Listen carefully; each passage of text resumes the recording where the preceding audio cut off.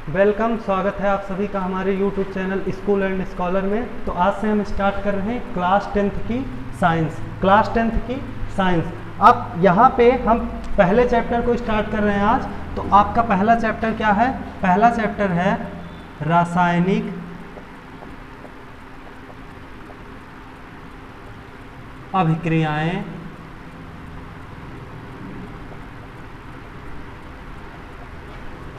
एवं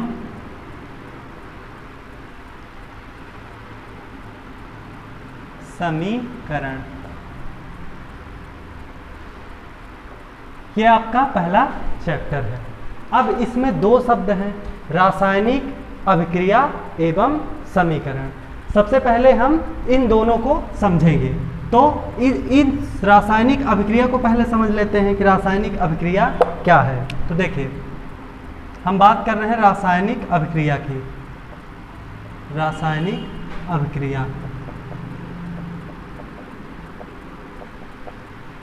रासायनिक अभिक्रिया। देखिए, रासायनिक अभिक्रिया को समझने से पहले आपको दो चीज समझना होगा। वो आप लोगों ने पढ़ा होगा, बहुत बार पढ़ा होगा। वो क्या है? भौतिक परिवर्तन एवं रासायनिक परिवर्तन। तो देखिए, हम थोड़ी सी बात करेंगे भौतिक परिवर्तन की और रासायनिक परिवर्तन की। भौतिक परिवर्तन, रासायनिक परिवर्तन। आप लोगों को पता होगा कि ऐसा परिवर्तन जिसमें पदार्थों के बीच, अब आपको पता है कि परिवर्तन या तो दो पदार्थों के मिलने से होगा, या तो एक पदार्थ के दो या दो से अधिक पदार्थों में बनने का, कुछ भी हो सकता है। या तो मिल के बनेंगे या तो एक से अधिक बनेंगे, है ना। तो भौतिक परिवर्तन की हम बात कर रहे हैं। एक उदाहरण ले लेते हैं। मान लीजिए आपके पास एक लोहे की छड़ है, एक लोहे की छड़ है। अब आप इसको दो तीन भागों में बांट दीजिए। पहला काम हो गया। दूसरा काम क्या करिए? इसको बारीक चूर्ण में पीस लीजिए, लोहे की छड़ को। अब आप यहाँ से ये देख पाएंगे कि चाहे आप इसको काट दीजिए, चाहे आप इसका बारीक चूर्ण बना लीजिए, दोनों में ये पाएंगे आप कि जो गुण आपके छड़ का होगा वही गुण इन छोटी छोटी छड़ का भी होगा और वही गुण इस चूर्ण का भी होगा। एक एग्जाम्पल लेके समझ लेते हैं कैसे। जैसे मान लीजिए कि लोहा चुंबक की ओर आकर्षित होता है, तो चाहे आप बड़ी छड़ ले लीजिए, चाहे उसका चूर्ण ले लीजिए और चाहे छोटे छोटे टुकड़े ले लीजिए, सभी में वही गुण होगा चुंबक से आकर्षित होने का। तो ये बात हो गई। तो अब हम यहाँ से क्या कह सकते हैं कि ऐसा परिवर्तन जिसमें परिवर्तन के बाद भी उसका गुण वही रहता है, अर्थात उसका गुण ना बदले, भौतिक परिवर्तन कहलाता है। फिर इसके बाद हम बात करेंगे रासायनिक परिवर्तन की। रासायनिक परिवर्तन, अब यहाँ से एक एग्जाम्पल ले लेते हैं रासायनिक परिवर्तन की। जैसे मान लीजिए दूध से दही बनना। अब आप यहाँ से क्या नोटिस कर पा रहे हैं? यहाँ से आप ये देख पा रहे हैं कि दूध है, ठीक है, दूध से आपका क्या बन गया? दही बन गया। दूध से आपका दही बन गया। लेकिन आप देखेंगे कि दूध का अलग गुण है और दही का अलग गुण है। इससे आप क्या समझते हैं कि ऐसा परिवर्तन जिसमें परिवर्तन होने के बाद उनका गुण बदल जाए, अर्थात पहले वाला गुण अलग हो और परिवर्तन के बाद उसका गुण अलग हो जाए, रासायनिक परिवर्तन कहलाता है। इसके बाद अब यहाँ से हम भौतिक परिवर्तन की बात नहीं करेंगे क्योंकि हमें पढ़ना है रासायनिक अभिक्रिया। तो हम ये कह सकते हैं कि रासायनिक परिवर्तन आपको समझ में आ गया होगा। तो रासायनिक परिवर्तन के लिए छोटी सी बात यह है कि ऐसा परिवर्तन जिसमें परिवर्तन के बाद उसका गुण बदल जाए। यहाँ से रासायनिक परिवर्तन आपको समझ में आ गया। तो रासायनिक परिवर्तन की जो प्रक्रिया है, क्या है? प्रक्रिया। रासायनिक परिवर्तन तो हो रहा है, आपको समझ में आ गया। रासायनिक परिवर्तन कैसे हो रहा है, उसकी क्या प्रक्रिया है, उसकी प्रोसेस क्या है, वो आपका क्या कहलाता है? रासायनिक अभिक्रिया कहलाता है। ठीक है। तो आप सरल शब्दों में रासायनिक अभिक्रिया को कैसे परिभाषित करोगे? सरल शब्दों में आपको दो शब्द याद रखना है, एक प्रक्रिया और प्लस अभिक्रिया। इससे क्या हुआ कि रासायनिक परिवर्तन की प्रक्रिया ही रासायनिक अभिक्रिया कहलाती है। क्या कहलाती है? रासायनिक परिवर्तन की प्रक्रिया रासायनिक अभिक्रिया कहलाती है। उम्मीद करते हैं आपको रासायनिक अभिक्रिया का मतलब समझ में आ गया होगा। अब हम बात कर लेते हैं रासायनिक समीकरण की।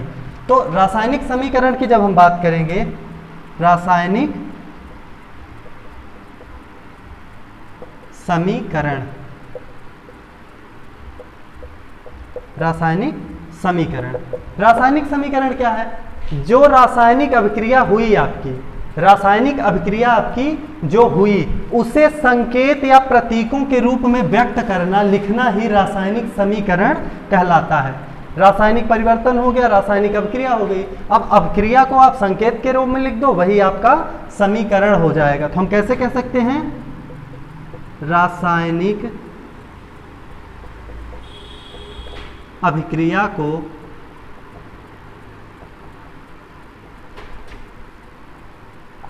उनमें, या फिर कह सकते हैं रासायनिक अभिक्रिया को प्रतीकों या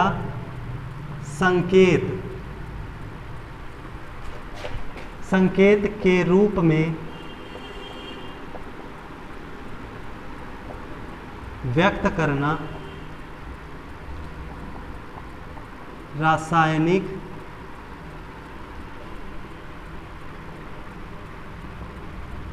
अभिक्रिया का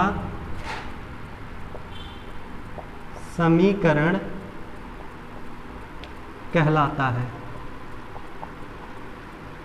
क्या बात हो गई कि रासायनिक अभिक्रिया जो आपकी है, उस अभिक्रिया को प्रतीक या संकेत के रूप में व्यक्त करना रासायनिक अभिक्रिया का समीकरण कहलाता है।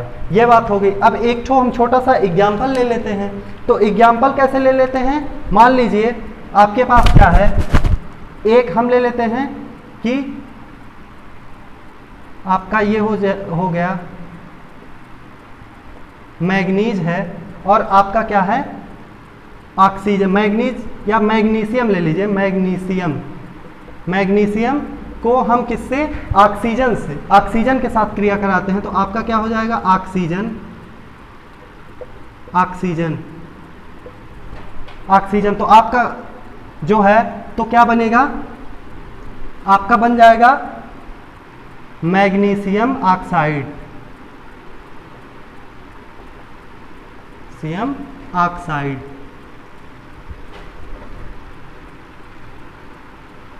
ये आपकी हो गई रासायनिक अभिक्रिया। रासायनिक अभिक्रिया हम इसे क्यों बोल रहे हैं? क्योंकि यहाँ पे रासायनिक परिवर्तन हो रहा है। रासायनिक परिवर्तन हम इसे क्यों बोल रहे हैं? क्योंकि उसका कारण ये है कि मैग्नीशियम का अलग गुण है, ऑक्सीजन का अलग गुण है, और मैग्नीशियम ऑक्साइड का अलग गुण है। इसलिए परिवर्तन के बाद यहाँ पे गुण में इसके परिवर्तन हो गया, अलग अलग गुण हो गए। इसलिए हम इसे क्या बोल रहे हैं कि ये परिवर्तन एक रासायनिक परिवर्तन है। और रासायनिक परिवर्तन की प्रक्रिया क्या है? ये प्रक्रिया है। तो इसे क्या बोल दिए? रासायनिक अभिक्रिया बोल दिए। अब क्या बोले कि रासायनिक अभिक्रिया को प्रतीकों के रूप में व्यक्त करना। तो जो इसके प्रतीक हो गए, प्रतीक हम ले लेते हैं। ये आपका हो गया Mg, मैग्नीशियम प्लस O2। तो आपका क्या हो गया? ये प्रतीक हुए इसके, और इसको ये क्या बनेगा? MgO। तो ये प्रतीक के रूप में जब हम व्यक्त कर देंगे तो ये क्या कहलाएगा? रासायनिक अभिक्रिया का समीकरण। यही आपका समीकरण कहलाता है। इसे क्या बोलते हैं? समीकरण। तो उम्मीद करते हैं कि ये बात आपको समझ में आ गई होगी कि रासायनिक अभिक्रिया क्या है, रासायनिक समीकरण क्या है। अब यहाँ पे हम थोड़ी सी छोटी सी बात कर लेंगे, अभिक्रिया से रिलेटेड है, तो कि जो ये एरो का चिन्ह संकेत यहाँ बनाते हैं, अभिक्रिया की दिशा को बताते हैं कि अभिक्रिया कहाँ से कहाँ हो रही है।